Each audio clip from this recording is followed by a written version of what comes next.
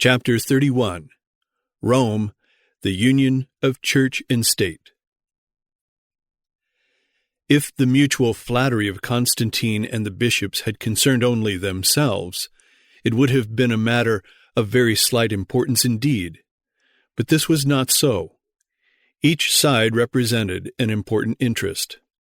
Constantine merely represented the state, and the bishops the church, and their mutual flattery was only the covering of a deep-laid and far-reaching scheme which each party was determined to work to the utmost for its own interests. It was the aim of Constantine to make theology a branch of politics. It was the hope of every bishop in the empire to make politics a branch of theology. Consequently, in their mutual toadyism were involved the interests of both the church and the state, and the welfare of human society for ages to come. Therefore, to the reign of Constantine the Great must be referred the commencement of those dark and dismal times which oppressed Europe for 1,000 years. It is the true close of the Roman Empire, the beginning of the Greek. The transition from one to the other is emphatically and abruptly marked by a new metropolis, a new religion, a new code, and, above all, a new policy. An ambitious man had attained to imperial power by personating the interests of a rapidly growing party. The unavoidable consequences were a union between the church and the state, a diverting of the dangerous classes from civil to ecclesiastical paths, and the decay and materialization of religion. When the alliance was formed between Constantine and what was represented to him as Christianity, it was with the idea on his part that this religion formed a united body throughout the empire.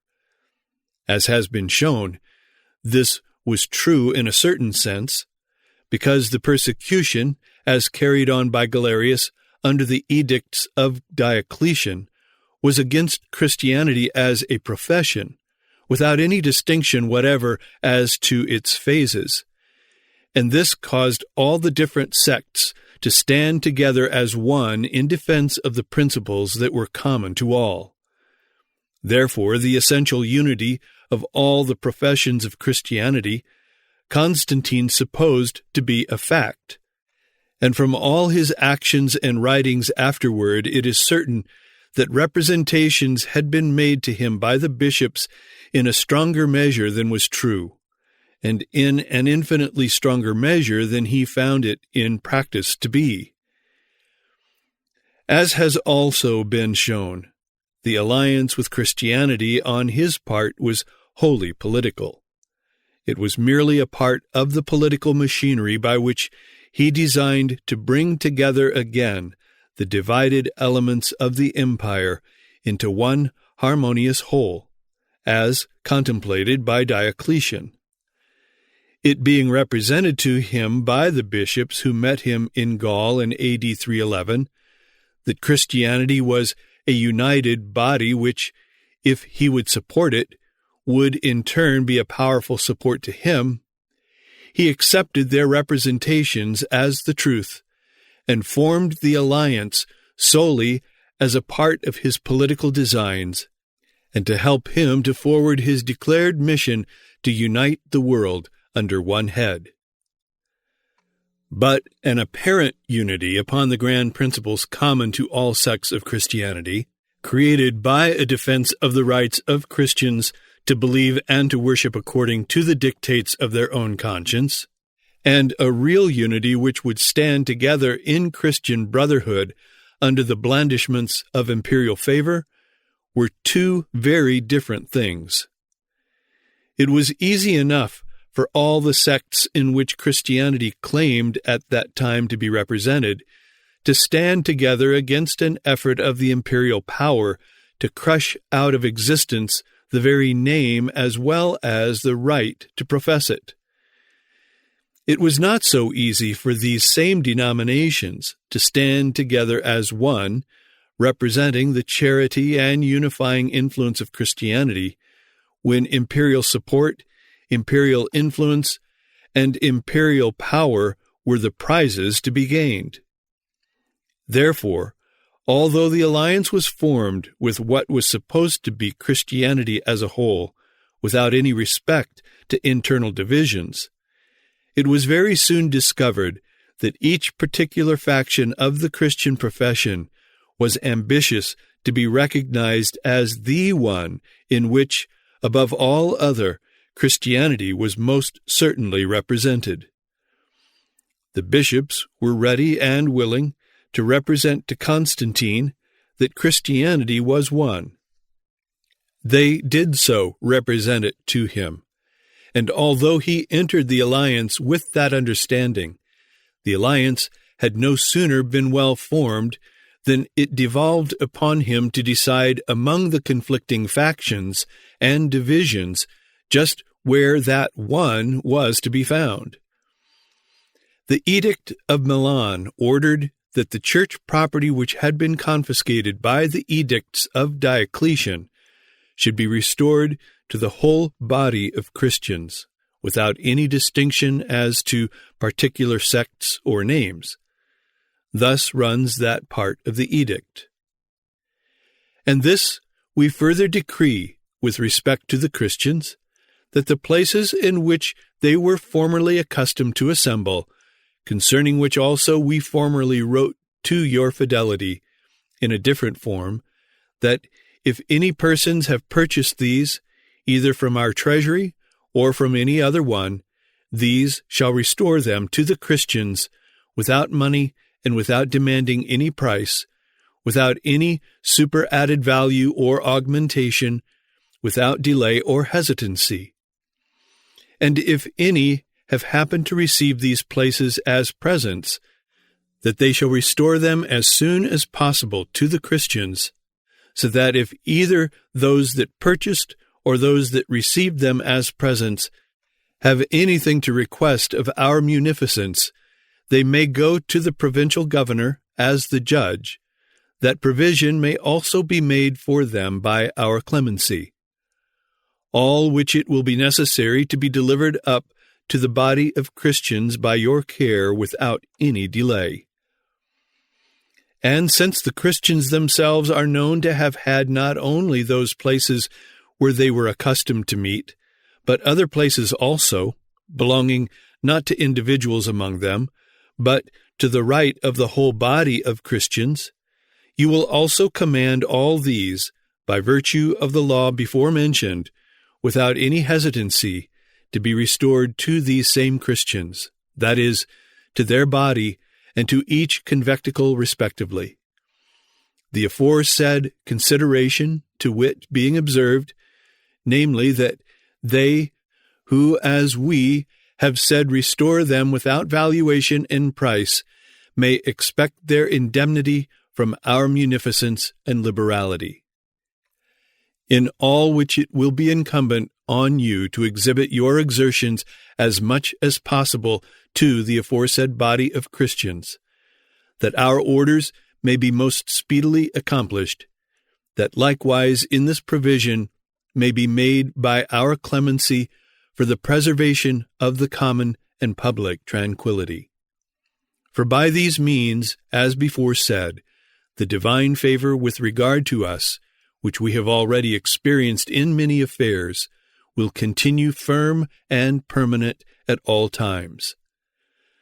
But that the purpose of this our ordinance and liberality may be extended to the knowledge of all, it is expected that these things written by us should be proposed and published to the knowledge of all, that this act of our liberality and kindness may remain unknown to none. This was proper in itself, but Constantine and the bishops had formed an alliance for political purposes. The bishops had lent to Constantine their support, the fruit of which he was enjoying, and now they demanded that the expected return should be rendered. Accordingly, the restoration of the property of the Christians under the Edict of Milan had no sooner begun then the contentions which had been raised before the late persecution between the Church of Rome and the churches of Africa were not only made to assume new and political significance, but were made an issue upon which to secure the imperial recognition and the legal establishment of the Catholic Church. As the rule had already been established that all who did not agree with the bishops of the Catholic Church were necessarily heretics and not Christians, it was now claimed by the Catholic Church that therefore none such could be partakers of the benefits of the edict restoring property to the Christians.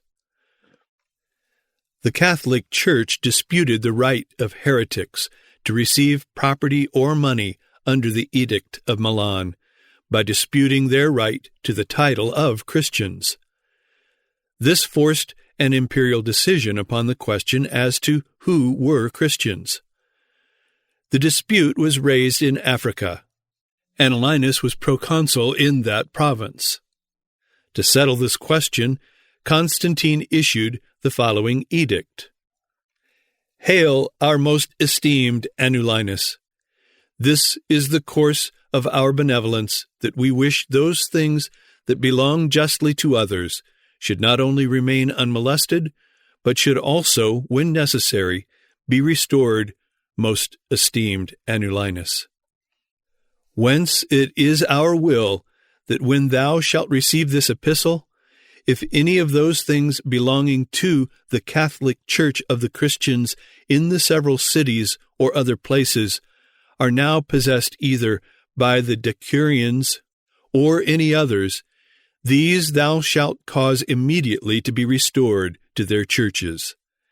Since we have previously determined that whatsoever these same churches before possessed shall be restored to their right. When therefore your fidelity has understood this decree of our orders to be most evident and plain, make all haste to restore as soon as possible all that belongs to the churches, whether gardens or houses or anything else, that we may learn thou hast attended to and most carefully observed this our decree. Farewell, most esteemed and beloved Anulinus. This was not the truth. The Edict of Milan did not say that the church property was to be restored to the Catholic Church of the Christians. It said plainly, the Christians, the whole body of Christians. That is what was said. Now, however, by this edict it was made evident that the imperial favors were meant only for the Catholic Church.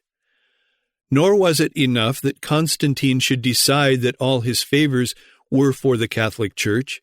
He must next decide which was the Catholic Church. This was brought about by a division which was created in the church at Carthage, having its origin in the late persecution. The edict issued by Diocletian had commanded the magistrates everywhere to compel the Christians to deliver up the Scriptures. Some Christians did so, others refused, and suffered all kinds of punishments rather than do so.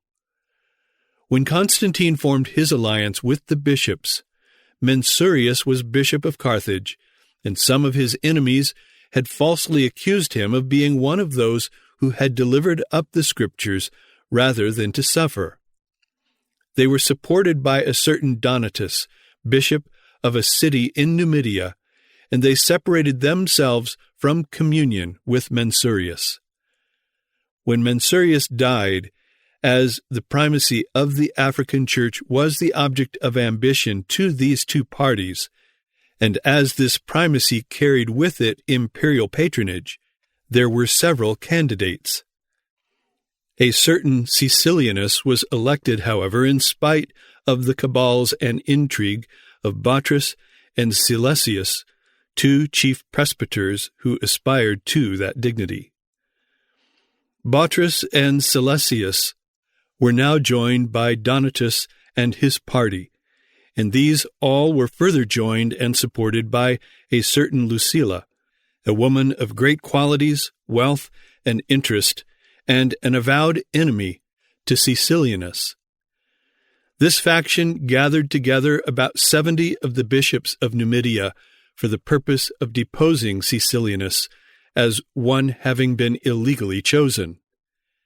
When they came together at Carthage, they found that the great majority of the people were in favor of Caecilianus. Nevertheless, they summoned him to the council. He refused to go, and it was well that he did so, because one of them had already said of him, "If he comes among us, instead of laying our hands on him by way of ordination, we ought to knock out his brains by way of penance." A council composed of men of this character, it is easy to believe, were readily susceptible to whatever influence might be brought to bear upon them to bring them to a decision. Lucilla, by the free use of money, succeeded in persuading them to declare the election of Caecilianus void, and the bishopric of Carthage vacant. They pronounced him and all who held with him separated from their communion, and proceeded to elect and ordain a certain Majorinus, who had formerly been one of Lucilla's servants, but was now a reader in the church. Thus matters stood in the church in Africa when, in March A.D. 313, Constantine sent to the proconsul Annalinus the following edict. Health to thee, most esteemed Annalinus.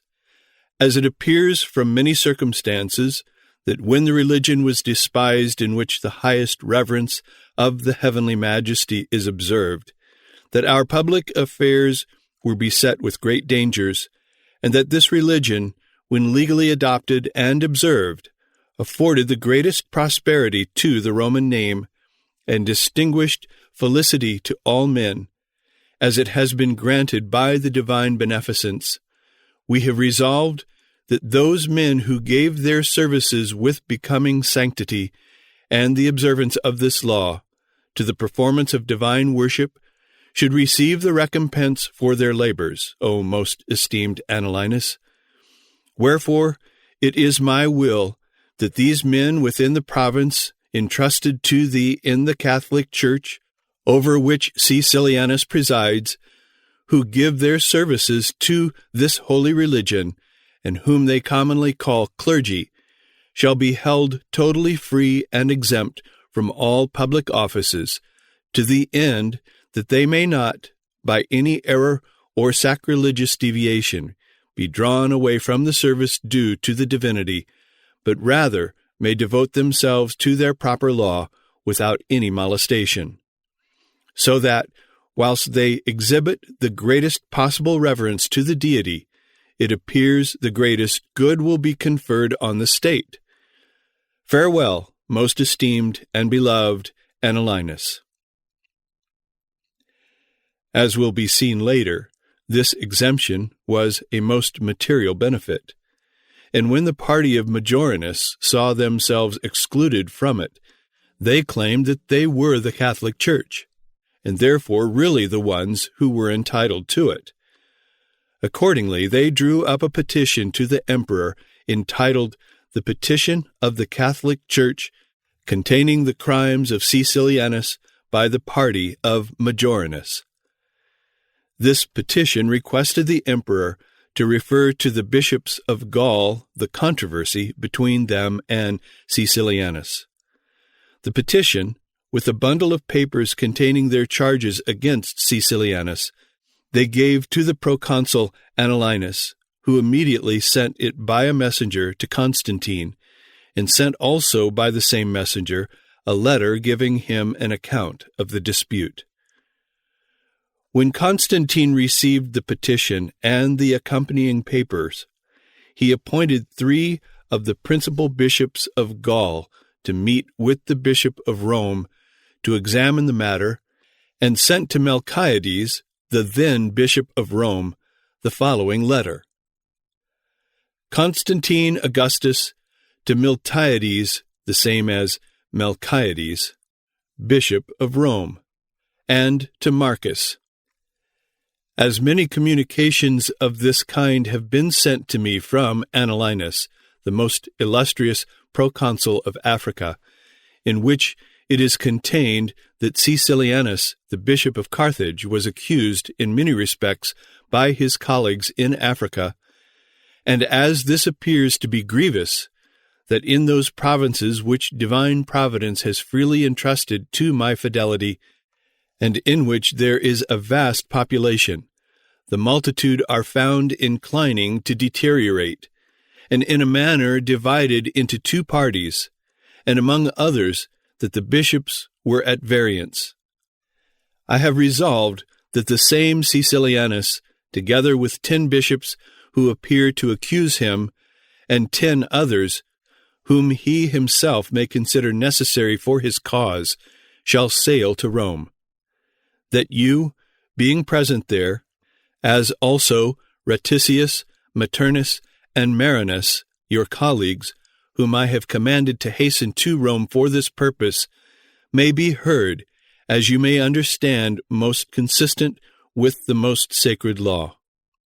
And indeed, that you may have the most perfect knowledge of these matters, I have subjoined to my own epistle copies of the writings sent to me by Annalinas, and sent them to your aforesaid colleagues, in which your gravity will read and consider in what way the aforesaid cause may be most accurately investigated and justly decided. Since it neither escapes your diligence that I show such regard for the Holy Catholic Church, that I wish you, upon the whole, to leave no room for schism or division. May the power of the great God preserve you many years, most esteemed. Several other bishops besides those named in this letter were appointed by the emperor to attend the council, so that when the council met, there were 19 members of it. According to Constantine's letter, as well as by virtue of his own position, Melchiades presided in the council, and thus began to reap in imperial recognition and joint authority the fruit of the offers which he made when, in A.D. 311, he sent that letter and delegation of bishops to Constantine in Gaul, inviting him to the conquest of Rome and the deliverance of the Church. The council met in the apartments of the Empress, in the Lateran Palace in Rome, October 2, 313. Caecilianus appeared in person, and Donatus came as his accuser. The council decided that none of the charges were proved, pronounced Caecilianus innocent, and Donatus a slanderer and the chief author of all the contention. Their decision, with a full account of the proceedings, was immediately sent to Constantine. The Donatists appealed from the council to the emperor, demanding a larger council, on the plea that the bishops who composed this one were partial, prejudiced, and had acted hastily, and besides this, were too few in number properly to decide a matter of so great importance. Constantine ordered another council to be held at Arles, to be composed of many bishops. The following is the letter he sent to one of the bishops who was summoned to Arles, and will show his wishes in the matter. Constantine Augustus to Chrestus, Bishop of Syracuse. As there were some already before, who perversely and wickedly began to waver in the holy religion and celestial virtue, and to abandon the doctrine of the Catholic Church, desirous therefore of preventing such disputes among them, I had thus written that this subject which appeared to be agitated among them might be rectified, by delegating certain bishops from Gaul and summoning others of the opposite parties from Africa, who are pertinaciously and incessantly contending with one another, that by a careful examination of the matter in their presence it might thus be decided. But since, as it happens, some forgetful of their own salvation and the reverence due to our most holy religion, even now do not cease to protract their own enmity, being unwilling to conform to the decision already promulgated, and asserting that they were very few that advanced their sentiments and opinions, or else that all points which ought to have been first fully discussed, not being first examined, they proceeded with too much haste and precipitancy to give publicity to the decision. Hence it has happened that those very persons who ought to exhibit a brotherly and peaceful unanimity, rather disgracefully and detestably are at variance with one another, and thus give this occasion of derision to those that are without, and whose minds are averse to our most holy religion. Hence it has appeared necessary to me to provide that this matter, which ought to have ceased after the decision was issued by their own voluntary agreement, now at length should be fully terminated by the intervention of many. Since, therefore, we have commanded many bishops to meet together from different and remote places in the city of Arles, toward the calends of August, I have also thought proper to write to thee, that taking a public vehicle from the most illustrious Latronianus, corrector of Sicily, and taking with thee 2 others of the second rank, which thou mayest select, also 3 servants to afford you services on the way, I would have you meet them within the same day at the aforesaid place, that by the weight of your authority and the prudence and unanimity of the rest that assemble, this dispute, which has disgracefully continued until the present time, in consequence of certain disgraceful contentions, may be discussed by hearing all that shall be alleged by those who are now at variance, whom we have also commanded to be present, and thus the controversy be reduced, though slowly, to that faith and observance of religion and fraternal concord which ought to prevail. May Almighty God preserve thee in safety many years. This council met according to appointment, August, A.D. 314, and was composed of the bishops from almost all the provinces of the western division of the empire.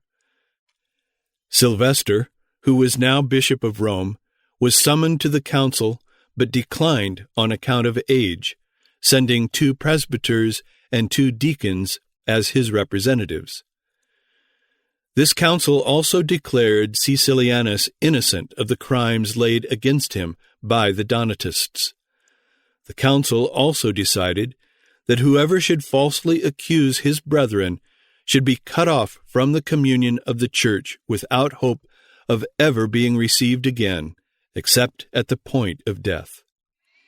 It further decided that such bishops as had been ordained by the Donatists should officiate alternately with the Catholic bishops till one or the other should die. But the council did not stop with the consideration of the question which it was summoned to consider. The bishops in council now took it upon themselves to legislate in matters of discipline for the world, and to bestow special preference and dignity upon the Bishop of Rome. They ordained that Easter should be kept on the same day and on a Sunday by all the churches in the world, and that the Bishop of Rome should announce to the churches the particular Sunday upon which it should be celebrated. Before adjourning, the council sent to the Bishop of Rome an account of their proceedings, with a copy of the decrees which they had adopted concerning the discipline of the churches, that he might publish them to all the churches. The Donatists appealed again, not for a council, but to the emperor himself. Constantine held a consistory and heard their appeal, and in harmony with the council already held, pronounced in favor of Caecilianus and against the Donatists. Upon this, the Donatists claimed that the emperor had been influenced by Hosius, one of his favorite bishops, and denied that he had any jurisdiction in the matter at all, because it was not right for civil magistrates to have anything to do with religion. This claim was true enough if they had made it at the beginning, and had refused from the first to allow their controversy to be touched upon in any way by the imperial authority. Then they would have stood upon proper ground. But when they themselves were the first to appeal to the civil authority, when they had asked the emperor to consider the matter again and again, with the hope of getting the imperial power on their side, and when they had carried to the last extreme their efforts in this direction, when they had done all this in vain and then turned about to protest, their protest was robbed of every shadow of force or merit. The question as to which was the Catholic Church having now been decided, Constantine, in his next epistle, could add yet another distinguishing title. As we have seen, the Edict of Milan, March A.D. 313, ordered that the churches should be restored to the Christians, the whole body of Christians without distinction. When the Catholic Church asserted its sole right to the designation Christian, and backed its assertion with political reasons which were then peculiarly cogent, the imperial epistle ran, March A.D. 313, to the Catholic Church of the Christians. When the emperor wrote to Melchiades appointing the first council under the imperial authority, his epistle ran, autumn A.D. 313, the Holy Catholic Church. When he wrote to Chrestus, summer A.D. 314, summoning him to the second council under imperial authority, he referred to the doctrine of the Catholic Church as embodying the most holy religion. When it had been decided which was the most holy Catholic religion, he addressed an epistle to Caecilianus, A.D. 316, announcing imperial favors to the legitimate and most holy Catholic religion, and empowering Caecilianus to assist the imperial officers to use the civil power, in fact, in preventing any diversion from the most holy Catholic Church. The following is that letter. Constantine Augustus to Caecilianus, Bishop of Carthage. As we have determined that in all the provinces of Africa, Numidia, and Mauritania, something should be granted to certain ministers of the legitimate and most holy Catholic religion to defray their expenses, I have given letters to Ursus, the most illustrious lieutenant governor of Africa, and have communicated to him that he shall provide to pay to your authority 3,000 falls, about $100,000. After you shall have obtained this sum, you are to order these moneys to be distributed among the aforesaid ministers according to the abstract addressed to thee from Hosius. But if thou shalt learn, perhaps, that anything shall be wanting to complete this my purpose with regard to all, thou art authorized, without delay, to make demands for whatever thou mayest ascertain to be necessary from Heraclides, the procurator of our possessions. And I have also commanded him when present, that if thy authority should demand any moneys of him, he should see that it should be paid without delay. And as I ascertained that some men, who are of no settled mind, wished to divert the people from the most holy Catholic Church by a certain pernicious adulteration, I wish thee to understand that I have given both to the proconsul Annolinus and to Patricius, vicar general of the prefects, when present, the following injunctions: that, among all the rest, they should particularly pay the necessary attention to this, nor should by any means tolerate that this should be overlooked. Wherefore, if thou seest any of these men persevering in this madness, thou shalt without any hesitancy proceed to the aforesaid judges and report it to them, that they may animadvert upon them as I have commanded them when present. May the power of the great God preserve thee many years. When the Donatists rejected the decision of the emperor himself, and denied his right to say anything in the controversy in which they had invited him and over again to participate, as announced in the above letter to Caecilianus he carried against them, A.D. 316, the interference which they had solicited, to the full extent to which it would undoubtedly have carried against the Catholics if the Donatists had secured the decision in their favor, the Donatist bishops were driven out, and Constantine ordered that all their churches be delivered to the Catholic party. As this was done in the interest and by the direct counsel of the Catholic party through Hosius, the emperor's chief counselor, the imperial authority thus became wholly partisan, and to both parties was given a dignity which was far, far beyond any merit that was in the question at issue.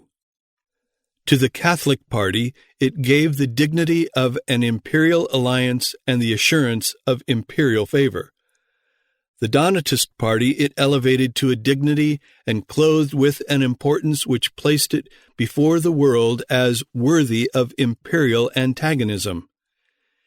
Into the Catholic party it infused more than ever the pride of place, power, and imperial favor. To the Donatist party it gave the dignity and fame of a persecuted people and increased the evil which it attempted to destroy.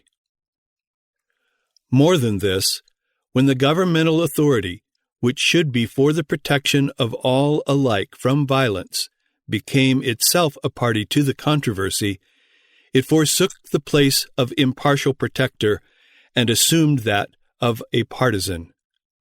This deepened the sense of injury felt by the defeated party and magnified the triumph of the victor, and the antagonism was only the more embittered.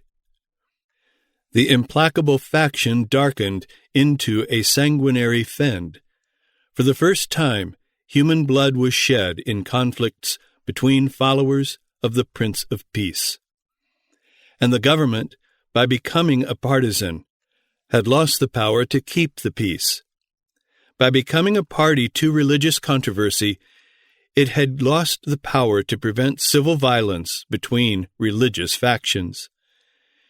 Each party recriminated on the other, but neither denies the barbarous scenes of massacre and license which devastated the African cities.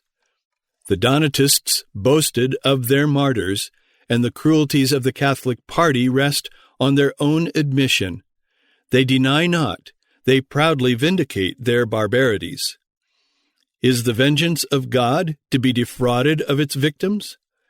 And they appeal to the Old Testament to justify, by the examples of Moses, of Phinehas, and of Elijah, the Christian duty of slaying by thousands the renegades and unbelievers. This, though a shameful perversion of Scripture, was but the practical working out of the theocratical theory of government, which was the basis of the whole system of the union of church and state, which had been created by Constantine and the bishops. Constantine issued an edict commanding peace, but it was all in vain.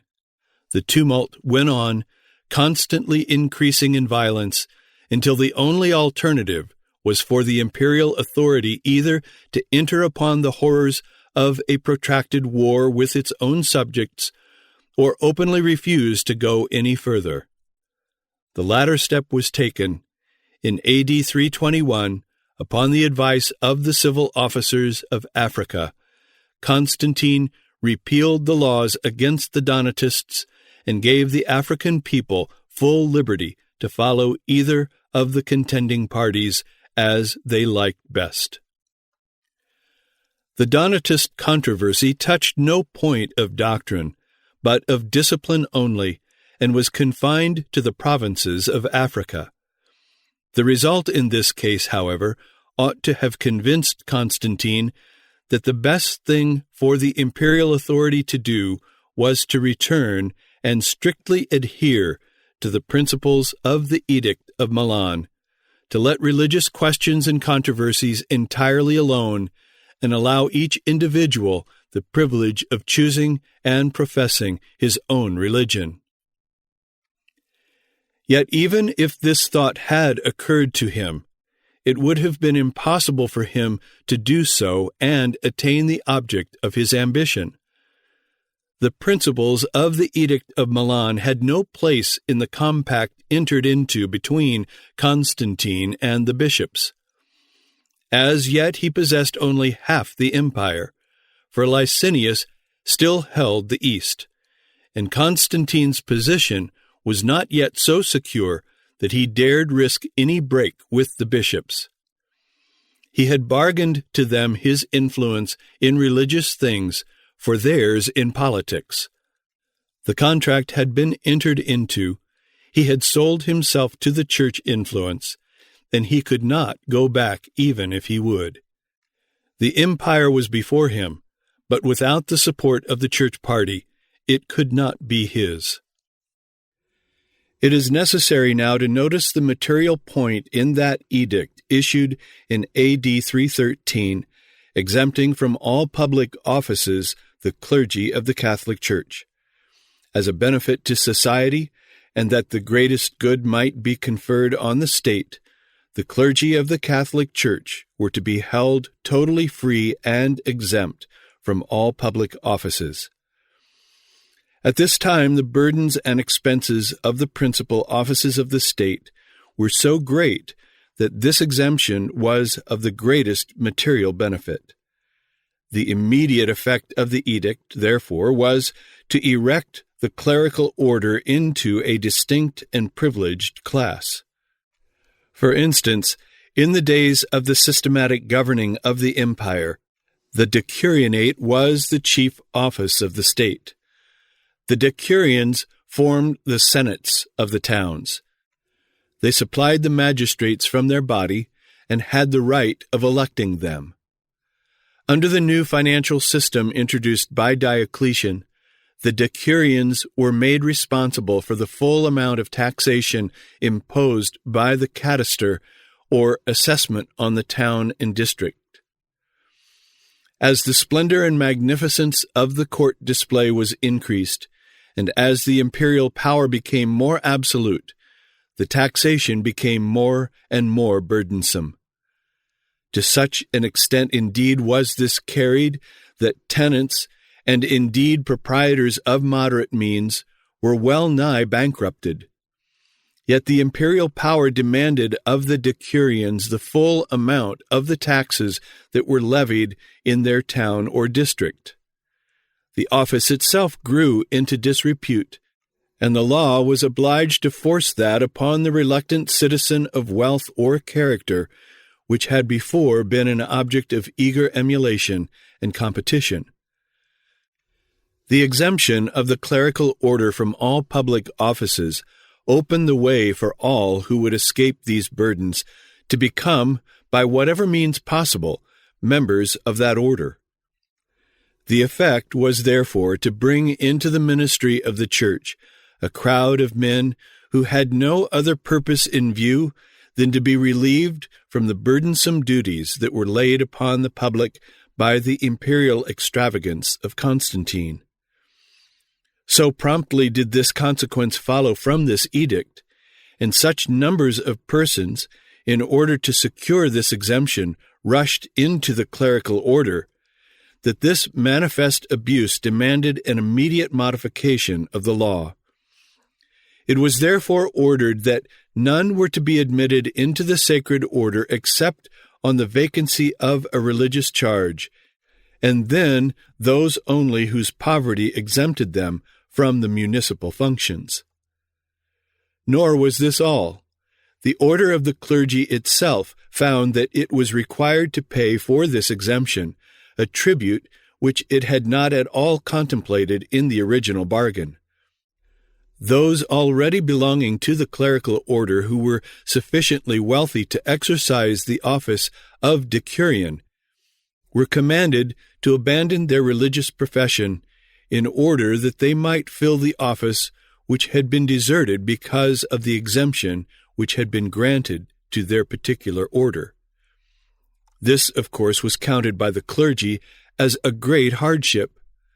But as they had willingly consented at the first to the interference of the authority of the state when it was exercised seemingly to their profit, they had thereby forfeited their right to protest against that same interference when it was exercised actually to the denial of their natural rights.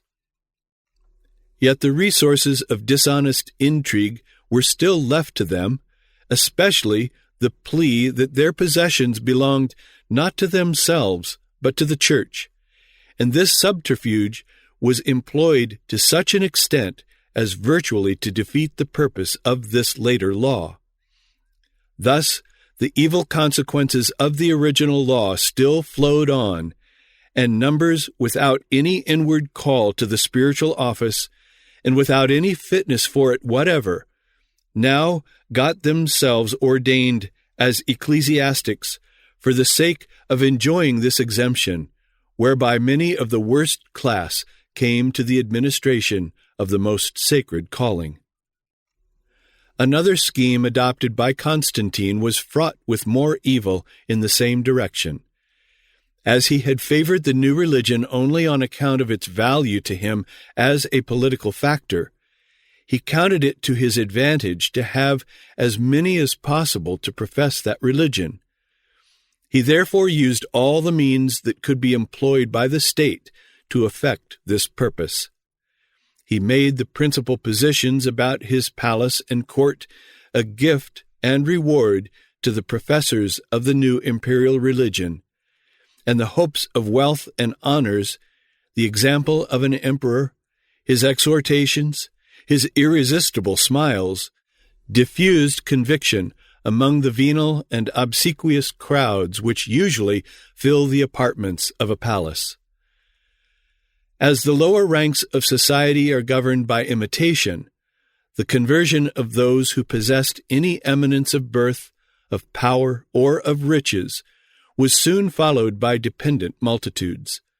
The salvation of the common people was purchased at an easy rate, if it be true that in 1 year 12,000 men were baptized at Rome, besides a proportionable number of women and children, and that a white garment with 20 pieces of gold had been promised by the emperor to every convert.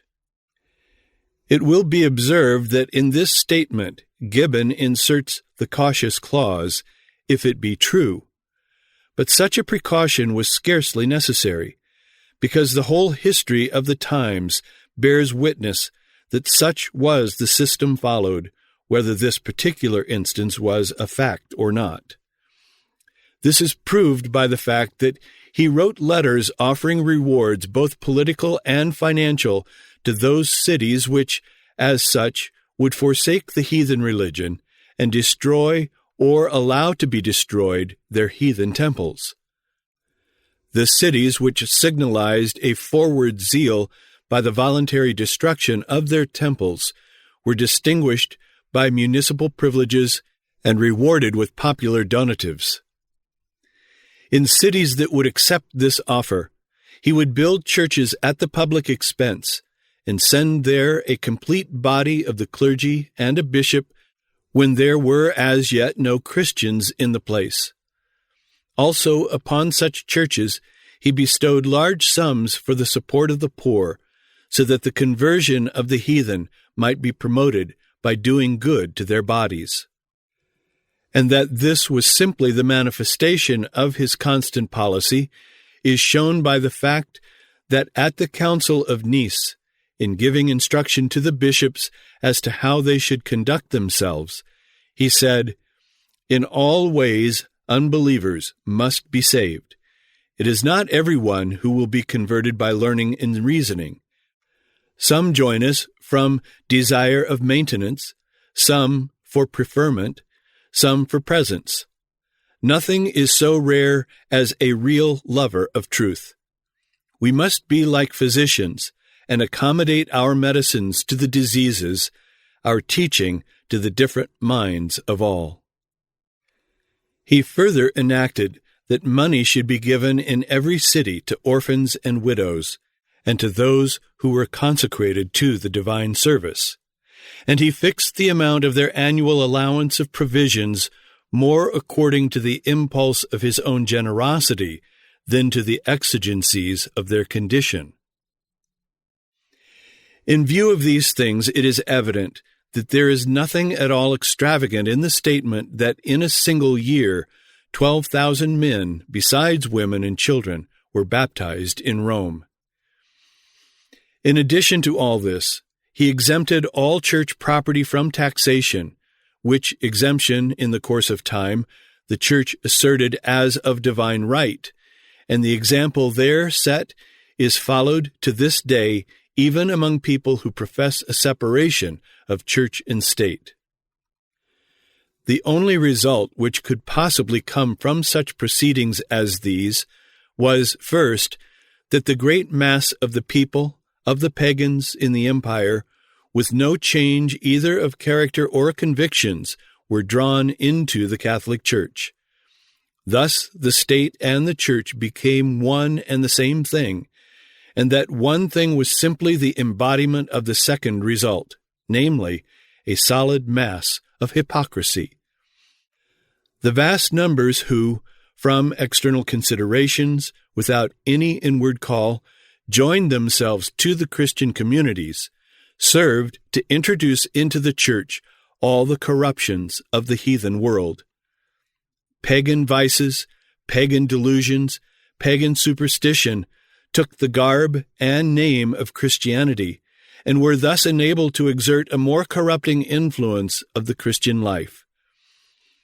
Such were those who, without any real interest whatever in the concerns of religion, living half in paganism and half in an outward show of Christianity, composed the crowds that thronged the churches on the festivals of the Christians and the theaters on the festivals of the pagans.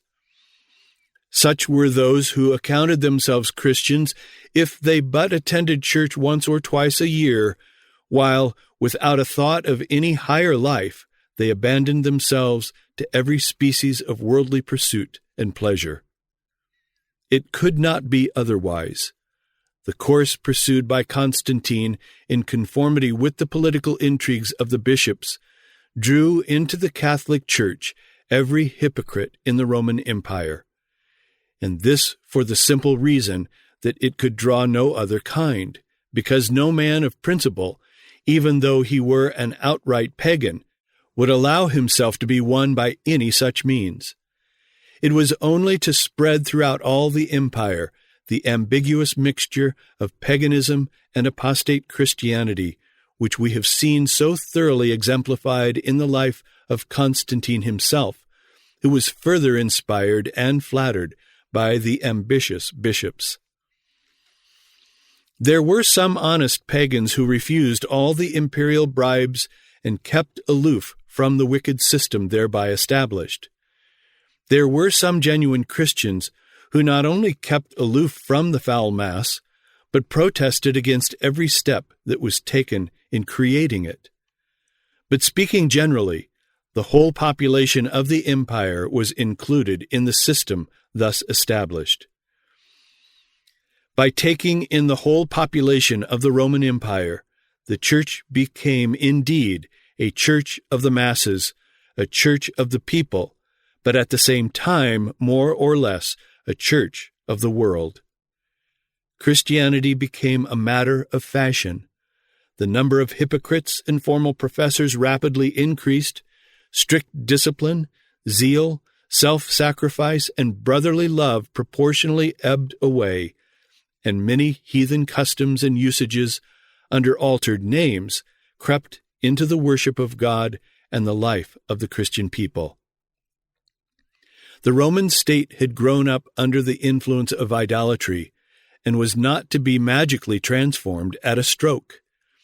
With the secularizing process, therefore, a paganizing tendency went hand in hand.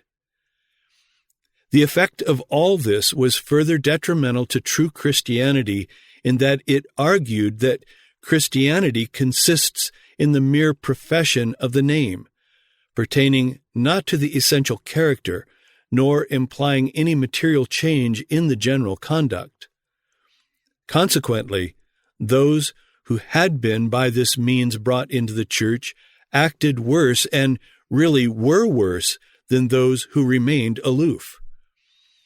When the bishops or clergy of the church undertook to exhort the heathen to become Christians, the pagans pointed to the hypocritical professors who were already members of the church, and to the invitation replied, "We lead good lives already. What need have we of Christ? We commit no murder, theft, nor robbery. We covet no man's possessions. We are guilty of no breach of the matrimonial bond. Let something worthy of censure be found in our lives, and whoever can point it out may make us Christians." Comparing himself with nominal Christians, "Why would you persuade me to become a Christian? I have been defrauded by a Christian. I never defrauded any man. A Christian has broken his oath to me. I never broke my word to any man." Not only was the church thus rendered powerless to influence those who were without, she was likewise powerless to influence for any good those who were within. When the mass of the church was unconverted and had joined the church from worldly and selfish motives, living only lives of conscious hypocrisy, it was impossible that church discipline should be enforced by church authority. The next step taken by the bishopric, therefore, was to secure edicts under which they could enforce church discipline. This, too, not only upon the members of the church, but likewise upon those who were not members.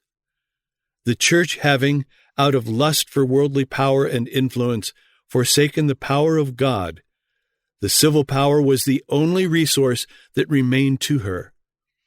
Conscious of her loss of moral power, she seized upon the civil.